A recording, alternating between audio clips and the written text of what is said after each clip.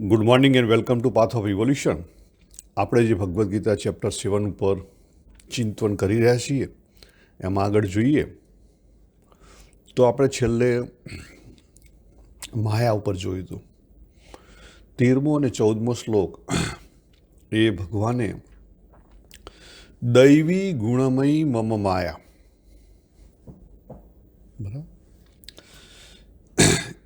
એ જો એને સાચી રીતે સમજાય તો દૈવી છે, એને તત્વથી સમજાય તો એ ગુણમય છે, એનું એક્સેપ્ટમ થાય. પણ એ જો સાચી રીતે ન સમજાય તો એ માયા છે. એટલે માયા એટલે શું? સિમ્પલ જોઈએ તો મોહ. માયા એટલે રાગ, દ્વેષ, બરાબર, અજ્ઞાન. પણ અજ્ઞાન એટલે કોનું? તો not having complete knowledge of self. તો આ બધી વસ્તુ આપણે માયામાં ગણી શકીએ, માયાના ભાગરૂપ ગણી શકીએ. જ્યારે હું અત્યારે સવારે જાગ્યો અને મારી જે પરાશક્તિ છે એ ચિત્ત શક્તિ થ્રુ, પ્રાણ શક્તિ થ્રુ આ જે શરીર મળ્યા છે, શરીર એટલે એની અંદર ત્રણેય શરીર આવી ગયા, બરાબર. સૂક્ષ્મ શરીર એટલે કે માઇન્ડ, માઇન્ડમાં થઈ, ઇન્દ્રિયોમાં થઈ, આ બોડીમાં થઈ અને બહાર રેલાવા માંડી.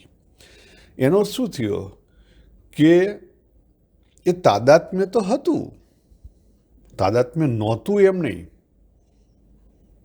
હું જ્યારે ડીપ સ્લીપમાં હતો ત્યારે તાદાત્મ્ય નહોતું, કનેક્શન તો હતું. પણ તાદાત્મ્યનો મિનિંગ શું થાય? માઇન્ડથી એને પકડવું. જ્યારે મેં માઇન્ડથી દેહને પકડ્યો, સિમ્પલ વસ્તુ સમજી લો, જ્યારે મેં માઇન્ડથી દેહને પકડ્યો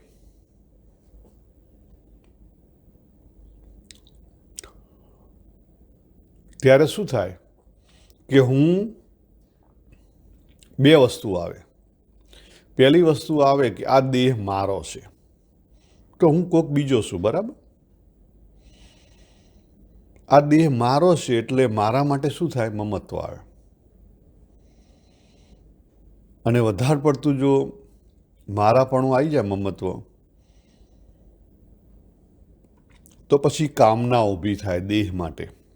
દેહને જે કંઈ વસ્તુ જોતી હોય, પદાર્થો જોતા હોય, સગા સંબંધી જોતા હોય, જે કંઈ કમ્ફર્ટ જોતો એના માટે શું થાય? કામનાઓ થાય. અને ઘણીવાર આપણી સમજણ એ થઈ જાય કે આજ એટલે are a this body, I am this body, હું આ દેહ છું, તો અહંતા આવે, બરાબર. જો દેહ સાથે તાદાત્મ્ય થાય એને લઈ દેહપણું અથવા દેહાત્મા અભિમાન અથવા એને લઈ જીવપણું આવે. હવે આગળ જઈએ કે આ હું આ દેહ છું અથવા આ દેહ મારો છે, આ વસ્તુનું એક્સેપ્ટન્સ થાય એટલે પહેલો દેહ ભાવમાં આવે, બરાબર. એમાંથી જીવ ભાવ કેવી રીતે આવે? ત્યારે પછી આપણને આપણું માઇન્ડ કેલ્ક્યુલેશન કરવા માંડે. યસ, આ દેહ એ બાબુ છે ને બાબુ એ હું છું. તો બાબુ એ સંજય નથી, બાબુ એ સુરેશ નથી, બાબુ એ ભાવેશ નથી. કહેતા જગતથી અને તમારાથી, બે વસ્તુથી, જગતથી અને તમારાથી હું કેવો છું? અલગ છું. પછી આગળ આપણું માઇન્ડ ઓટોમેટિકલી કેલ્ક્યુલેશન કરે. ઓ, મારા મંદિરમાં જે ભગવાનની મૂર્તિ છે એ ભગવાન મારાથી અલગ છે, બરાબર. એટલે જ્યાં જઈએ ત્યાં આપણે ભગવાનને અલગ રાખીએ.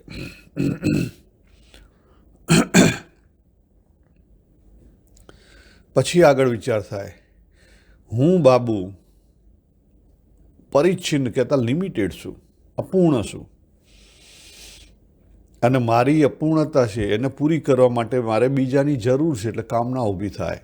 વધારે પૈસા, મોટું ઘર, મોટી ગાડી, મોટા સગા સંબંધીઓ, બધી વસ્તુ, છોકરા, બૈરા, બધું જ.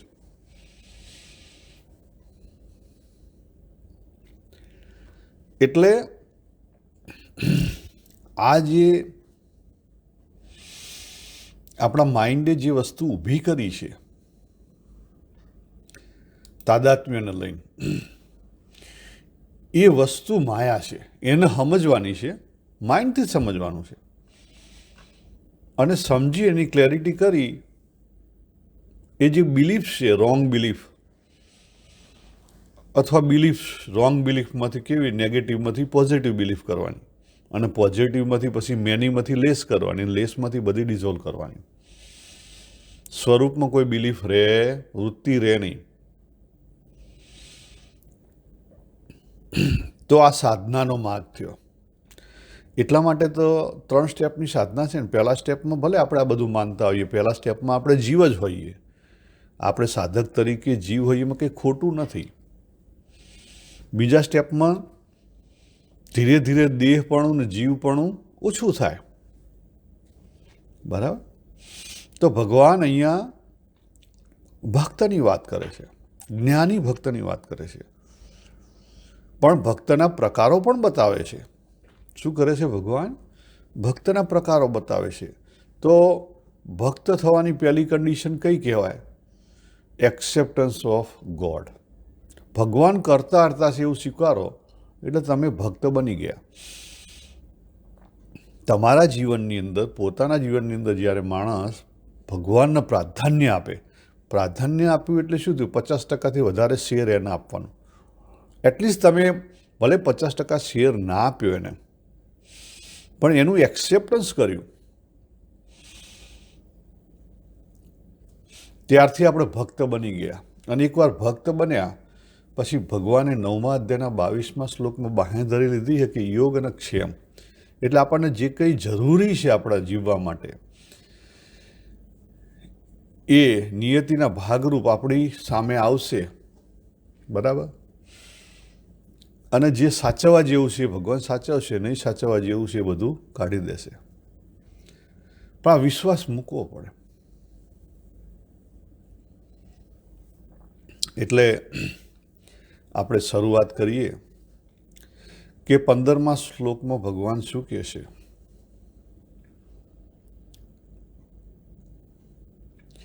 કે જે અજ્ઞાની છે, ગુણોની માયાના મોહમાં ફસાયેલા છે. આ જે ગુણમય માયા છે, માયાના મોહમાં આંધળા બનેલા છે. બરાબર? એમાં 2 ટાઈપના માણસો આવે. ભગવાનનું અસ્તિત્વ નથી સ્વીકાર્યું, એમાં 2 પ્રકારના માણસો આવે. એક પામર આવે કે જેને ખબર જ નથી ભગવાન જેવું છે કોઈ વસ્તુ, અને બીજો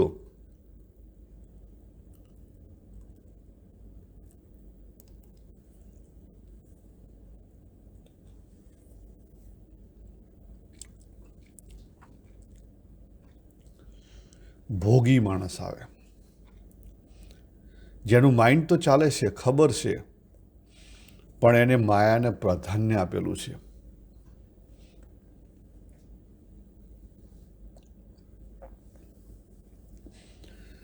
તો ભગવાન અહીં એ કહે છે 15મા શ્લોકની અંદર કે જે માનવો ગુણમય માયાના મોહમાં આંધળા બનેલા છે, તેવા આસુરી અધમ કર્મો કરવા જીવો છે, એ સદભાવને જીવનમાં પ્રધાનતા નથી આપી શકતા. જો આ 16મા અધ્યાયનો 5મો શ્લોક. શરૂઆત ક્યાંથી થાય? નેગેટિવ ટુ પોઝિટિવથી થાય. શરૂઆત સદભાવથી થાય. ભગવાનને સ્વીકારો, સદભાવ તરફ, નેગેટિવ ટુ પોઝિટિવ તરફ હેડ્યા તમે, ત્યાંથી તમારી શરૂઆત થઈ ગઈ. એ માર્ગે ભગવાન તમને ડગલે ને પગલે મદદ કરશે. એટલા માટે જ આ પહેલું સ્ટેપ છે. આપણે એમ કહીએ કે ભગવાન બધે જ છે અને ભગવાન દ્વારા જ, નિમિત્ત ઉપાદાન કારણથી ભગવાન બધે જ છે. અને જે આજે અસુરોની અંદર પણ ભગવાન પોતે જ પ્રકાશિત છે. ભગવાનની જ શક્તિ પ્રકાશિત છે, બરાબર. અને જ્યારે તમે જીવન મુક્તની સ્થિતિએ પહોંચી ગયા ત્યારે સારું ખરાબના ભેદ નથી, જ્ઞાન અજ્ઞાનના ભેદ નથી. વાત સાચી 100%. પરંતુ શરૂઆત જ્યારે કરવાની છે, કારણ કે આપણે માયાના મોહમાં ફસાયેલા છીએ, શરૂઆત તમારા સદભાવથી થવી જોઈએ. જીવનમાં સદભાવની પ્રધાનતા હોવી જોઈએ.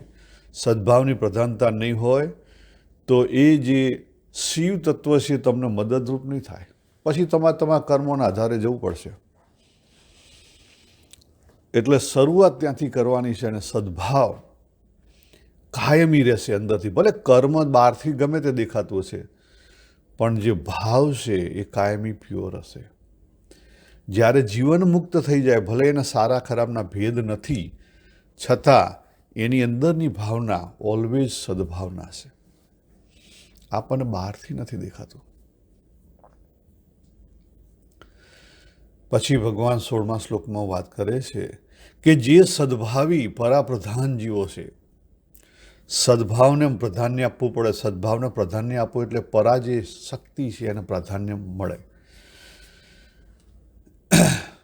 અપરાથી પરાપ્રધાન થવું પડે, બરાબર. એ ભક્ત કહેવાય. એ શું કહેવાય? ભક્ત કહેવાય. અને તેના 4 પ્રકાર છે. ભગવાને એના 4 પ્રકાર કર્યા: અર્થાર્થી, આર્થ, જિજ્ઞાસુ અને જ્ઞાની.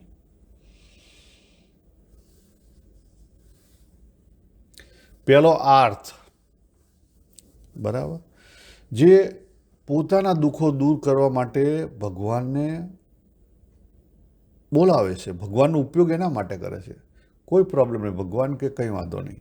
જો 7મા અધ્યાયના 3જા શ્લોકમાં શરૂઆતમાં ભગવાને વાત કરી કે હજારો લાખો આ માર્ગે નીકળે છે અને એમાં કેટલાક હજારો મને આગળ વધી શકે છે અને એમાંથી કોક મને તત્વથી પૂર્ણપણે જાણી શકે છે. એટલે એકવાર ભગવાનના માર્ગે નીકળ્યા પછી ધીરે ધીરે ધીરે ભગવાનને આપણે હોંપતા જવું પડે વધારે ને વધારે. ભલે દુઃખ આવે શરૂઆતમાં, તો દુઃખ માટે આપણે ભગવાનનો ઉપયોગ કરીએ, ઇટ્સ નોટ એ પ્રોબ્લેમ. શરૂઆતમાં એ પ્રોબ્લેમ નથી, પણ ધીરે ધીરે પછી છોડી દેવું પડે. તો એ આપણે સમજીએ તમો ગુણના મોહમાં છીએ, પણ ભગવાન મદદ કરશે ચોક્કસ, બરાબર. એટલે તમો ગુણ એટલે આપણા શરીર, જેની અંદરથી પદાર્થ માત્ર બન્યું છે. એટલે શરીર આપણું જે ખરું ને એ તમો ગુણનો ભાગરૂપ છે. જ્ઞાનેન્દ્રિયો અને માઇન્ડ એ સત્વગુણ પેલા રજોગુણના ભાગરૂપ છે. પર્ટિક્યુલરલી ઇન્દ્રિયો, બરાબર. પર્ટિક્યુલર ઇન્દ્રિયો અને મન અને બુદ્ધિ એ સત્વગુણનું પ્રાધાન્યની અંદર છે. તો તમો ગુણ, દાખલા તરીકે તમારી ઉંમર થઈ, ઉંમરના કારણે રોગ થયો, આગળના કર્મોને લઈને, શરીરને લઈને. શરીર છે અન્નમય કોષ, હળી જાય અને શરીરનું દુઃખ થતું હોય અને પછી એ જીવ પોકાર કરતો હોય, તેમાં કંઈ ખોટું નથી. કરો, પણ કોને કરો? ભગવાનને કરો, બરાબર. પણ જ્યારે સમજણ પછી તમે કરશો ત્યારે એ દુઃખ તમારું દુઃખ નહીં હોય, બરાબર. એ દુઃખ શરીરનું હશે. જો આ ફેર છે. અજ્ઞાની એટલે મીન્સ કે શરૂઆતના પહેલા સ્ટેપમાં જે સાધક છે અને એને શરીરનું દુઃખ પડે ત્યારે દુઃખ દૂર કરવા માટેનો પોકાર કરતો હોય, બરાબર. કેમ કે એને તમોગુણનો મોહ છે, એના કારણે શરીર મારું છે એવું હજી મનાયેલું છે એટલા માટે. અને જીવન મુક્ત છે એ પણ ઉંમર થઈ હોય અને રોગ થયો હોય તો રાડા કરતા હોય. તો એ બંનેના રાડામાં ફેર છે. પેલાને ક્લેરિટી છે જે જીવન મુક્ત છે એનો, પણ એને શરીર એ શરીરના ભાવ બતાવે છે. આટલો ફેર છે.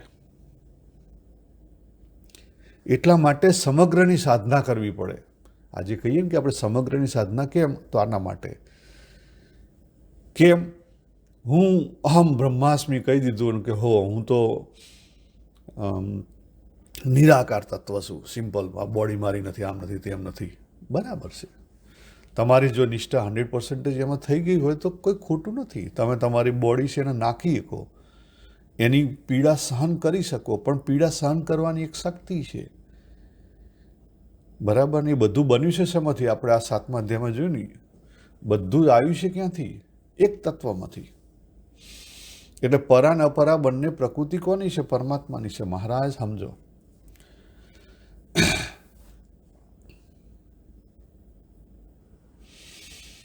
તેરમા અધ્યાયમાં વાત કરી, પુરુષને સુખના દુઃખનો અનુભવ થઈ રહ્યો છે. અનુભવ થશે, પણ એમાંથી એ જે છે જ્ઞાની માણસ એ દુઃખી વ્યક્તિત્વ ઊભું નહીં કરે. એક્સપ્રેસ કરશે દુઃખ, પણ દુઃખી વ્યક્તિત્વ ઊભું નહીં કરે. જો આ ફેર, જ્યારે શરૂઆતનો જે માણસ હોય એનું દુઃખી વ્યક્તિત્વ ઊભું થઈ જાય. ભલે ભગવાન છે પણ પાછું દુઃખી વ્યક્તિત્વ ઊભું થઈ જાય, પાછા ભગવાન આવી જાય.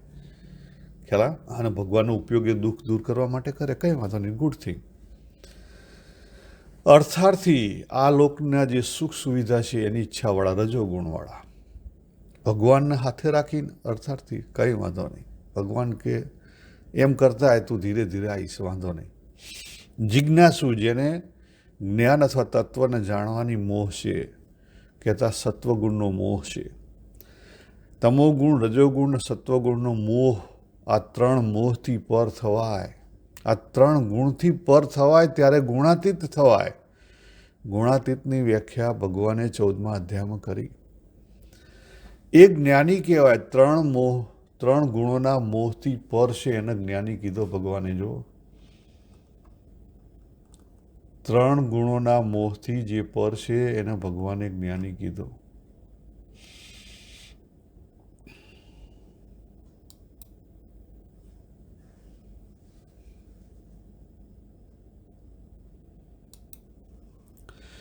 અને એ જ વાત ભગવાને 14મા અધ્યાયના 22મા શ્લોકમાં કીધી. ગુણાતીતના લક્ષણમાં કીધી કે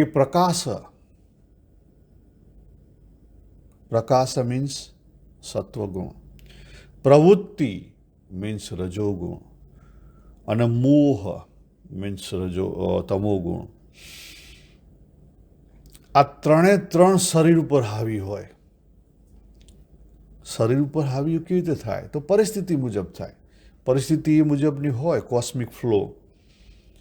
કોસ્મિક ફ્લો રજોગુણી હોય ને તમે એની અંદર જોડાઓ એક્ટિવિટીમાં. દાખલા તરીકે મોટા સમયનું કામ ચાલતું હોય અને તમે એમાં પાર્ટિસિપેટ થયા, તો તમે 12, 14, 16 કલાક એનું જ કામ કરતા હોય તો શું થાય? વેગ ચડે, રજોગુણનો વેગ ચડે. એ પ્રવૃત્તિનો વેગ ચડ્યો કહેવાય. બરાબર? એ કમ્પ્લીટલી વેગ ચડી ગયો હોય છતાં એ વેગ પ્રત્યે એને રાગ નથી, અથવા એ વેગ પ્રત્યે એને દ્વેષ નથી. એ સાચો ગુણાતીત. આપણે શું થાય? આપણે વેગમાં ખેંચી જઈએ છીએ. ના પૂરું થવું જોઈએ, આમ કરવું જોઈએ, પેલું કરવું જોઈએ. હા, એ સાચો ગુણાતીત કોણ? આ 3 વસ્તુ હોય છતાં ખેંચાઈ ના જાય, એ સાચો ગુણાતીત.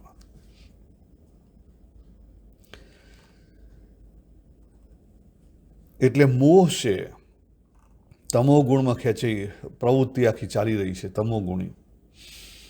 બરાબર? મેં આપણે વાત કરી છે દુઃખની. છતાં એને પોતાનું ના માણે. આ જ્ઞાની અને આ ગુણાતીત, આ લક્ષણ કેમ ભગવાને કયા છે? એ સાધક માટે કીધા છે. ગુણાતીતને તો એની જરૂર જ નથી. જે જીવન મુક્ત થયો છે એને આ લક્ષણની જરૂર જ નથી. જે અજ્ઞાની છે, જે ભક્ત બન્યો છે એના માટે છે. જે સાધક બન્યો છે એના માટે છે. જે અજ્ઞાની છે એના માટે નથી. કારણ કે એ તો આ માર્ગે આવવા તૈયાર નહીં. આજે અહીંયા આપણે આ જ સમજવાનું છે 16મા શ્લોકની અંદર કે જે 4 પ્રકારના ભક્તો છે એમાં જે આગળના 3 પ્રકારના ભક્ત છે, જે સાધક અવસ્થામાં છે, એના માટે ભગવાને ગુણાતીત, જ્ઞાની, સ્થિતપ્રજ્ઞ, ભક્ત એ બધા અલગ અલગ રૂપે લક્ષણો બતાવ્યા. બાકી જે આ ડેફિનેશનમાં જ નથી એના માટે તો કંઈ છે જ નહીં. એના માટે તો ભગવદ્ ગીતા નથી.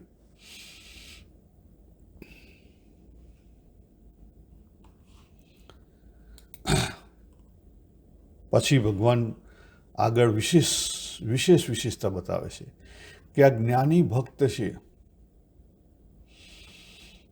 બરાબર, એ જ્ઞાની ભક્ત છે, એના શું લક્ષણો છે એ 17મા શ્લોકમાં વાત કરે છે. એ પહેલાં થોડીક આપણે વાત કરી લઈએ કે દાખલા તરીકે આ ભક્તોને કેવા કે આગળ આપણે જોયું હતું. એક એક્ઝામ્પલ આપીને આપણે અહીંયા આગળ વધી જઈએ કે ધ્રુવજી હતા, ભગવાનને માનતા હતા, પણ એમણે ખોટું જોયું, બરાબર, કે પોતાનો હક છે એ પોતાના પેલા સ્ટેપ બ્રધરને આપી દેવામાં આવ્યો. તો એનાથી એ દુઃખી થઈ ગયા. ભગવાનને માનતા હતા એટલે શું કર્યું?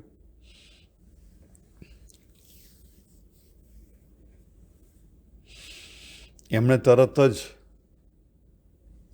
કઠિન સાધના કરી અને ભગવાનને પ્રાપ્ત કરી માગ્યું શું? માગી સંપત્તિ, અચળ પદ. ખ્યાલ આવ્યો કે નહીં? એટલે જ્યારે અર્થાર્થી ભક્ત બની ગયા, જો અર્થાર્થી ભક્ત ઓલવેઝ અપૂર્ણ હોય. કેવો હોય? અપૂર્ણ હોય. અર્થાર્થી આર્થ જિજ્ઞાસુ, કારણ કે એનો ગોલ ક્યાં હોય? ભગવાનનો ઉપયોગ કરે વ્હીકલ તરીકે, પણ ગોલ ક્યાં હોય? ગોલ એનો અર્થાર્થીનો સંપત્તિ ઉપર, સુખ સુવિધા ઉપર હોય. અને પછી પસ્તાવો થયો ને, પછી પસ્તાવો થયો, બરાબર. એ જ રીતે આર્થ, દુઃખ માટે, જો આપણે બધા જ દુઃખ માટે ભગવાનનો ઉપયોગ કરીએ છીએ. એવું નથી ખાલી દ્રૌપદી કે ગજેન્દ્રએ કર્યો તો, આપણે બધા કરીએ છીએ, બરાબર. પણ એથી આપણે આગળ વધવાનું છે. ભલે અત્યારે શરૂઆતમાં તમે કરો સાધક અવસ્થામાં,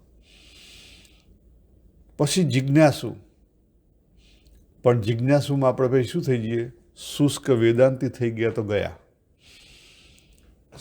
જિજ્ઞાસુમાં શુષ્ક વેદાંતી થઈ ગયા તો ગયા.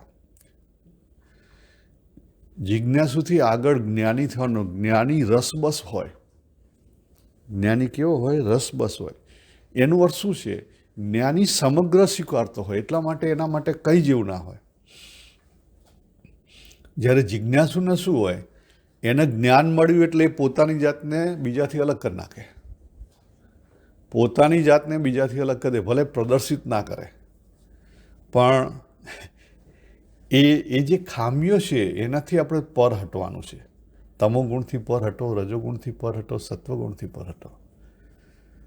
હવે તમને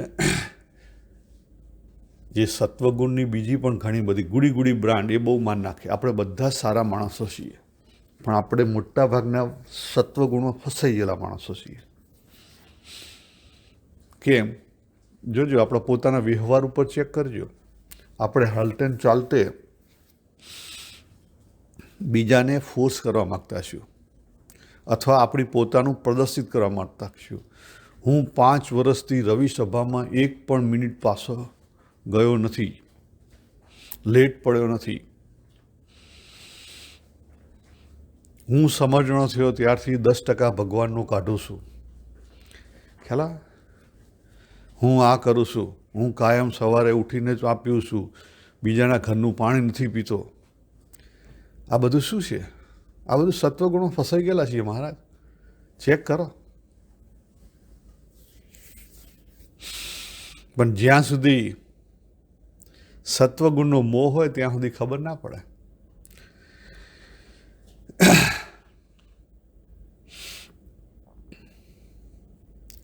આગળ જો 17મો અને 18મો. હવે અહીંયા કેટલાક લોકો પાછા ડાયા થતા હોય છે. મારી જોડે પ્રશ્ન આવ્યો હતો, પણ તમે જો સમાજની અંદર જે બધા જ્ઞાની માણસો છે, જીવન મુક્ત છે, મહાત્માઓ છે, એમના અલગ અલગ જીવન છે. એવું નથી કે કોઈ ફક્કડ ગીરધારી સાધુ હોય તો એ જીવન મુક્ત ના હોઈ શકે, કોઈ અવધૂત હોય તો એ જીવન મુક્ત ના હોઈ શકે. એવું નથી. એવી કોઈ જગ્યાએ લખવામાં નથી આવ્યું. અવધૂત ગીતા ચેક કરો.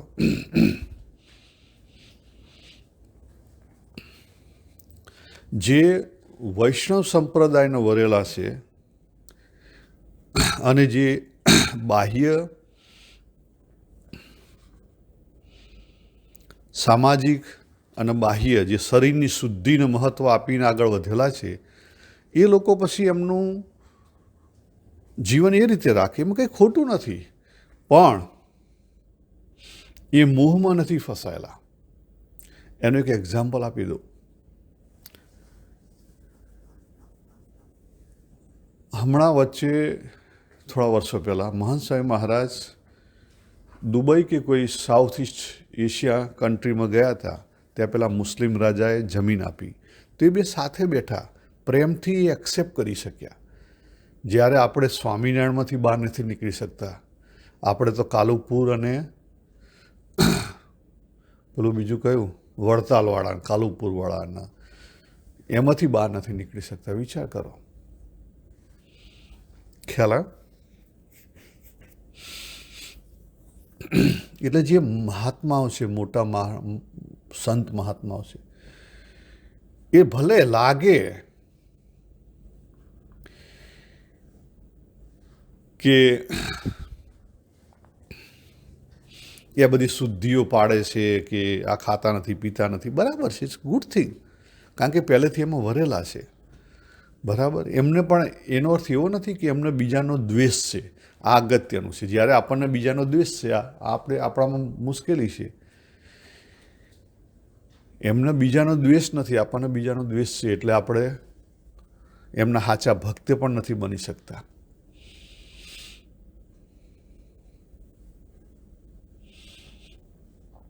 હવે જો સાચી વ્યાખ્યા કરે ભગવાન, કે જે જ્ઞાની ભક્ત છે, ગુણોથી પર થયેલો છે.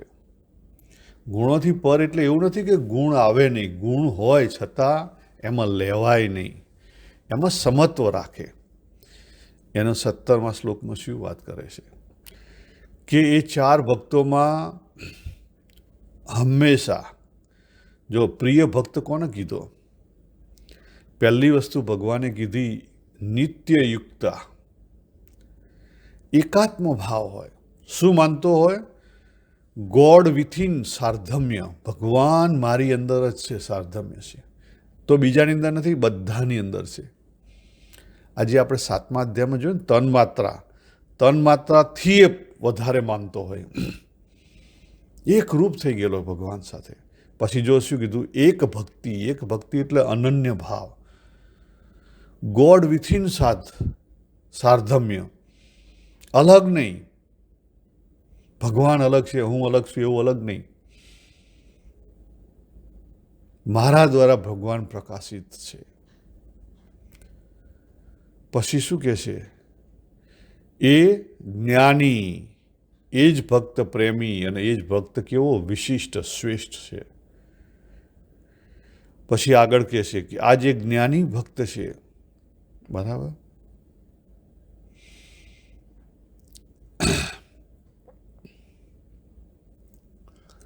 એ શું કહે છે કે હું પ્રિય છું અને તે મને અત્યંત પ્રિય છે. કેમ? કારણ કે મારું સ્વરૂપ ભગવાન કહે છે, બરાબર. એટલે એ વનનેસનો વરેલો છે. પછી આગળ વાત કરે છે, જો 18મા અધ્યાયમાં વાત કરે છે ભગવાન આર્ય, 18મા શ્લોકની અંદર શું કહે છે?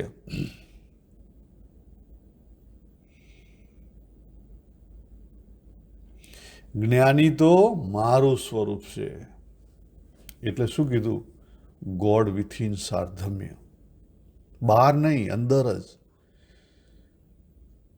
પછી આગળ કહે છે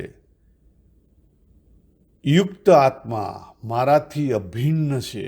ભગવાન કહે છે, જો આ 3 વસ્તુ, પહેલી 2 વસ્તુ ભક્ત કરે છે, એકાત્મ ભાવ અને અનન્ય ભાવ, અને એનું એક્સેપ્ટન્સ કોણ કરે છે? ભગવાન કહે છે. ભગવાન કે એ મારું સ્વરૂપ છે, એ મારાથી અભિન્ન છે. અને આગળ કહે છે ભગવાન, જો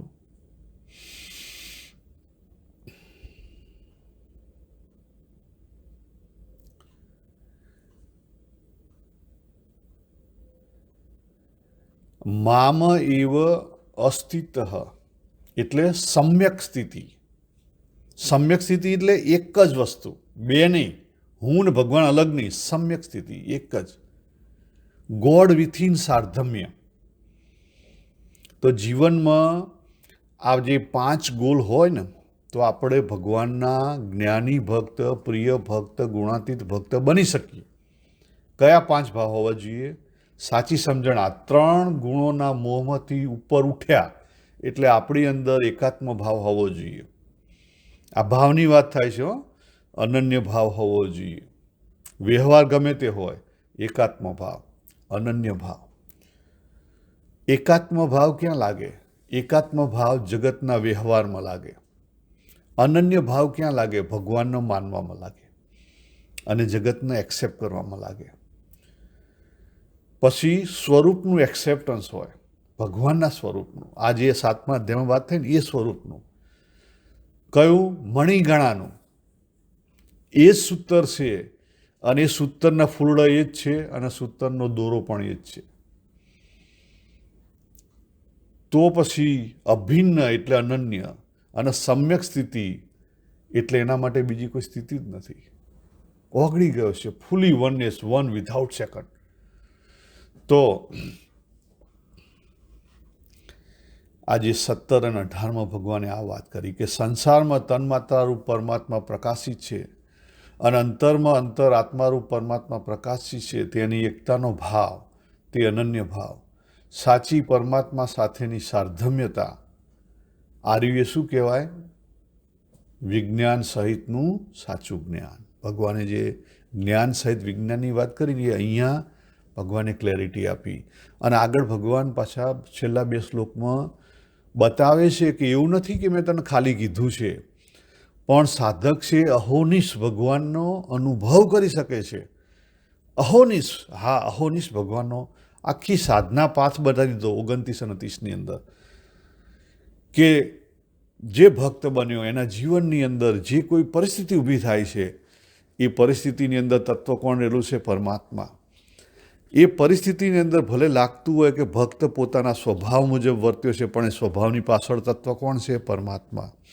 એ સ્વભાવને એક્ઝોસ્ટ કરવાની છે, માત્ર નવા ઊભા નથી કરવાના. આટલું જ આપણે કાળજી રાખવાની છે, આટલો વિવેક આપણે રાખવાનો છે. આ વિવેક આવ્યો તો બાકીનું બધું ભગવાન સંભાળી લેશે. એ જે 6 રીતે ભગવાને કીધું, અહોનિશ 24/7 અવેલેબલ છે. પણ જેને એક્સેપ્ટ ના કરવું હોય એને ગમે તે બહાના મળી શકે.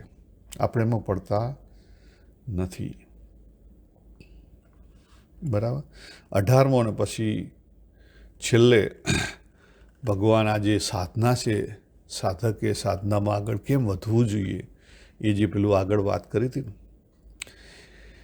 કે હજારો લાખો નીકળે છે 3જા શ્લોકની અંદર, એમાંથી કેટલાક લોકો ટકી શકે છે ને એમાંથી બહુ જ ઓછા કલ્યાણનો વિચાર કરી શકે છે ને એમાંથી કોઈક એક ભગવાનના તત્વરૂપ કહેતા સમગ્રથી, પૂર્ણતાથી જાણી શકે છે.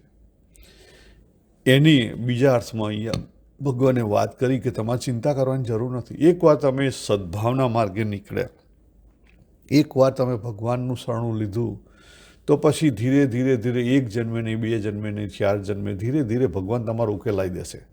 એ 19મા શ્લોકમાં ભગવાને વાત કરી કે બહુનામ જન્મનામ અંતે જ્ઞાનવાન મામ પ્રપદ્યતે. ઘણા જન્મો પછીના જે જન્મ આવશે એની અંદર વાસુદેવ સર્વમિતિ, આ જે ભગવાન જ છે, બધું જ ભગવાનમાંથી ઊભું થયેલું છે, એનું એક્સેપ્ટન્સ થશે. એવો ભાવ ઊભો થશે અને જે 3 ગુણ છે એથી પર થવાશે. અને એવો જે જ્ઞાની છે એ શું છે? ભગવાનને જ ભજે છે, ભગવાનના જ શરણે છે. એવો મહાત્મા ઘણો દુર્લભ છે. તો સાધક જ્યારે પરાપ્રધાન માર્ગે તત્વજ્ઞાન અથવા બોધ પામે અને તેની દ્રષ્ટિ વાસુદેવ સર્વમ ભગવાનની લીલાના ભાવને પામી જાય એવો મહાત્મા કેવો છે? બહુ જ દુર્લભ છે. તો આજે આપણે ભક્તોનું જોયું 15થી 19 4 પ્રકારના ભક્ત ક્યાં મોહમાં ફસાયેલા છે અને જ્ઞાની ભક્ત કોને કહેવાય એના લક્ષણો ભગવાને અહીંયા બતાવ્યા છે, એને સમજ્યા. અને એ ભક્ત, જ્ઞાની ભક્તના લક્ષણો કોના માટે છે? મારા માટે છે. દરેકે પોતાના માટે અપનાવવાના છે. તો અહીંયા આપણે આ કોમેન્ટ્રી પૂરી કરીએ. સર્વેને જય શ્રી કૃષ્ણ. હરિઓમ તત્સત. હરિઓમ.